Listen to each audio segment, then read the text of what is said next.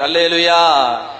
ഈ കാലഘട്ടത്തിൽ കേരളത്തിൽ ഏറ്റവും കൂടുതൽ ആളുകൾ ധ്യാനം കൂടാനും പ്രാർത്ഥിക്കാനും ഓടിച്ചെല്ലുന്ന കേരളത്തിലെ വൈദികരിൽ വളരെ പ്രധാനപ്പെട്ട വളരെ കൃപയുള്ള ഒരു അച്ഛന്റെ പേരാണ് അണക്കരയിലെ ഡൊമിനിക് വാളമനാലച്ഛൻ. ഈ ഡൊമിനിക് വാളമനാലച്ഛന്റെ പ്രത്യേകത, അച്ഛൻ കൈകൾ ഉയർത്തുമ്പോൾ, കരമുയർത്തുമ്പോൾ പൈശാചിക ശക്തികൾ കീഴടങ്ങും. അതുപോലെ ഈ കേരളത്തിൽ എനിക്ക് തോന്നുന്നില്ല മറ്റൊരു കത്തോലിക്ക വൈദികൻ അത്രയും ഈ മേഖലയിൽ, ഡെലിവറൻസിന്റെ മേഖലയിൽ അത്രമേൽ കൃപ പ്രാപിച്ച ഒരു അച്ഛനാണ് ഡൊമിനിക് അച്ഛൻ. അച്ഛൻ ഈ കൃപയിലേക്ക് വന്നൊരു സാഹചര്യം നിങ്ങളോട് ഞാൻ പറയാം.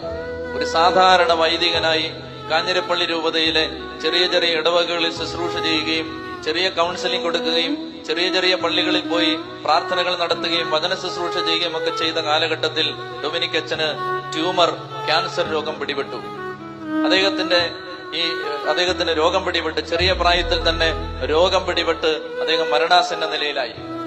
അദ്ദേഹം കാഞ്ഞിരപ്പള്ളി രൂപതയുടെ പ്രീസ്റ്റ് ഹോമിൽ, വയസ്സായ അച്ഛന്മാരെ താമസിപ്പിക്കുന്ന സ്ഥലത്ത് പ്രീസ്റ്റ് ഹോമിൽ മരണം കാത്തു കഴിയുമ്പോൾ ജീവിതത്തിന്റെ എല്ലാ പ്രതീക്ഷകളും നഷ്ടപ്പെട്ട് കൺമുമ്പിലേക്ക് വന്നുപെട്ട മരണത്തിന്റെ വിഷരേണുക്കൾ സിരകളെ കുത്തിവലിക്കുന്ന രോഗത്തിന്റെ ദൈന്യതയിലും വേദനയിലും മനസ്സും ശരീരവും വെന്തു വേദനിച്ച് അദ്ദേഹം മുന്നോട്ട് നീങ്ങുന്ന കാലഘട്ടത്തിൽ, പ്രിയപ്പെട്ടവരെ, ഈ വേദപുസ്തകത്തിൽ 73 പുസ്തകങ്ങളിലായി 35,520 വചനങ്ങളുണ്ട്. എത്ര വചനമുണ്ട്? 35,520 വചനമുണ്ട് കത്തോലിക്ക സഭ ഉപയോഗിക്കുന്ന വേദപുസ്തകത്തിൽ. എത്ര വചനമുണ്ട്? 35,520 വചനമുണ്ട്. അദ്ദേഹം ഈ വേദപുസ്തകത്തിലെ 35,520 വചനത്തിൽ മരണം കാത്തു കിടക്കുന്ന മരണശയ്യയിൽ അദ്ദേഹത്തിന്റെ മേൽ ഒരു മരുന്നും ഫലിക്കാതായ കാലഘട്ടത്തിൽ അദ്ദേഹം ഈ വേദപുസ്തകത്തിലെ 35,000-ഓളം വചനങ്ങളിലെ 2,500 വചനങ്ങൾ കാണാതെ പഠിച്ചു.